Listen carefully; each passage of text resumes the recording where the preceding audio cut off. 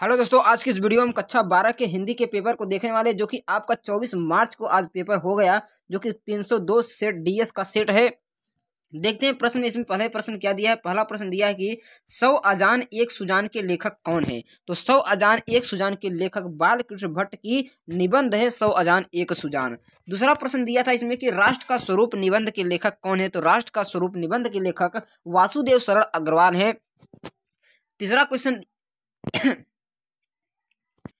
तीसरा प्रश्न दिया कि विद्यानिवास मिश्र निबंध कार्य हैं। विद्यानिवास मिश्र जो है ललित निबंधों के निबंधकार हैं। विद्यानिवास मिश्र किसे हैं? ललित निबंधों के निबंधकार हैं। अगला प्रश्न दिया कि भाषा और आधुनिकता निबंध के लेखक कौन है। तो भाषा और आधुनिकता निबंध के लेखक प्रोफेसर जी रेड्डी हैं। कौन है? प्रोफेसर जी रेड्डी हैं।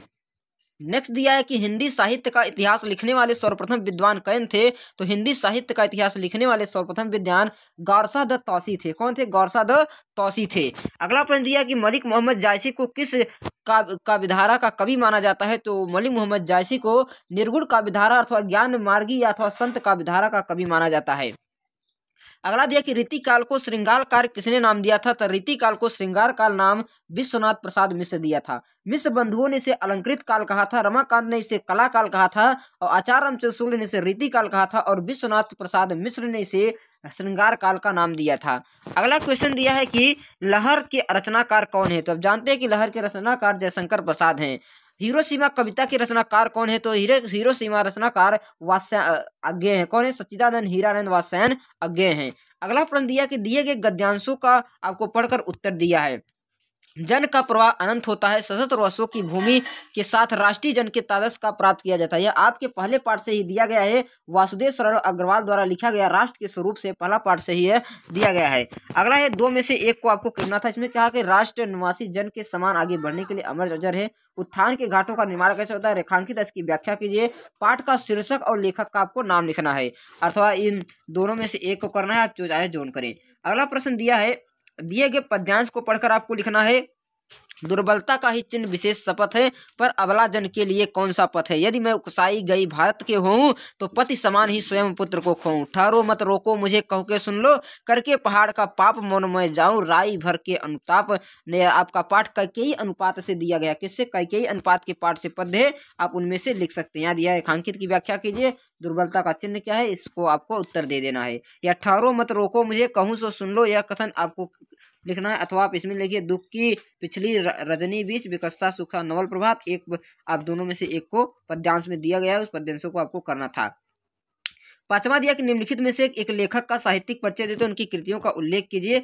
लगभग 80 शब्दों में दिया गया है। यहाँ पर प्रश्नों के उत्तर में दिया है कि प्रोफेसर जी रेड्डी को लिखना था, डॉक्टर एपीजे अब्दुल कलाम को, या हजारी प्रसाद द्विवेदी। तीनों में से एक को आपको लिखना था। पद्यांश में 3 दिया था, 3 का साहित्यिक परिचय में से एक को लिखना था। जयशंकर प्रसाद, महादेवी वर्मा, रामधारी सिंह दिनकर में से एक का। बहादुर अथवा पंचलाइट कहानी का आपको उद्देश्य लिखना था कि बहादुर और पंचलाइट का उद्देश्य क्या था, अथवा आप ध्रुव यात्रा और पंचलाइट कहानी का सारांश लिखना था। नेक्स्ट दिया कि स्वपठित खंडकाव्य को आपको लिखना है। आपको जो स्वपठित आपने खंडकाव्य पढ़ा है, आपके जो जिले में हो उसको लिखना था। इसमें श्रवण कुमार है, आपके जो है इसमें से पढ़ उसको लिखना था। जो जिसका रश्मि रथी था, रश्मि रथी लिखेगा। रश्मि रथी जो कि वाराणसी भदोही सबका है, वहाँ पर लिख सकते हैं, लिखेंगे। अगला प्रश्न यहाँ पर दिया है कि ये सब खंडकाव्य है। खंड ख में दिए गए संस्कृत का आपको अनुवाद करना था। संस्कृत का दिया है कि संस्कृत साहित्य आदि का वाल्मीकि महर्षि या वाल्मीकि वाले पाठ से दिया था, उसको आपको इसका अनुवाद करना था। इसके बाद अथवा आपको ये कीजिए, अथवा इसका इसमें से कीजिए। नेक्स्ट आपको पद्यांश दिया था ससंदर्भ से, इसमें से एक को करना था। यहाँ सुखर्थम कुतो विद्या कुतो, यहाँ पर सुभाषस्थान से यहाँ पर दिया, सुभाषस्थान से आपको करना था। सुभाषस्थान से ही दे दिया था क्योंकि ये इंपॉर्टेंट था। अगला क्वेश्चन दिया है कि निम्नलिखित मुहावरों का लोकोक्तियों का किसी एक का वाक्य का अर्थ लिखकर आपको लिखना था। अपना उल्लू सीधा करना, घी के दिए जलाना, एक पंथ दो काज, एक अनार 100 बीमार। आपको इनमें से किसी एक को करना था। निम्नलिखित में से आप संधि विच्छेद करना था। अत्याचार का संधि विच्छेद क्या होगा? अत्याचार का अतिधन आचार हो जाएगा। अगला है कि महेंद्र का संधि विच्छेद क्या होगा? महेंद्र का संधि विच्छेद महाधन इंद्र हो गया महेंद्र। नेक्स्ट क्वेश्चन दिया है कि नायक का संधि विच्छेद क्या होगा? नायक का ने धन अकह, नय धन अकह हो गया नायक का संधि विच्छेद। दिए गए शब्दों में विभक्ति और वचन लिखना था। जैसे आत्मना, आत्मना शब्द में विभक्ति और वचन क्या है? तो आत्मना में तृतीया विभक्ति एक वचन है। कौन सा? तृतीया विभक्ति एक वचन है। नामने में शब्दी विभक्ति करना, नामने में चतुर्थी विभक्ति एक वचन है। नामने में चतुर्थी विभक्ति एक वचन है। अगला प्रश्न दिया था निम्नलिखित युग्मों से सही अर्थ का चयन करना था। अभय और उभय, अभय का मतलब जिसमें भय न हो, भय उभय का मतलब दोनों। ऑप्शन नंबर बी इसमें राइट आंसर था, ऑप्शन नंबर बी, यानी भयहीन और दोनों। नेक्स्ट दिया कि कुल और कुल का क्या अर्थ है। एक कुल का मतलब होता है वंश, एक कुल का मतलब किनारा, ऑप्शन नंबर डी सही है। अगला है कि निम्नलिखित में से किसी एक का दो दो अर्थ लिखना था। जैसे पत्र का चिट्ठी हो जाएगा, खत हो जाएगा, अखबार हो जाएगा, पेड़ का पत्ता भी हो जाएगा। बाढ़ का आप लिख सकते थे बाढ़, बाढ़ का तीर का बाढ़, नदी का किनारा। अनंत है अनंत, शाश्वत, धर्मी, पृथ्वी, विष्णु, शिव, ब्रह्मा, किसी में से एक को आपको लिखना था।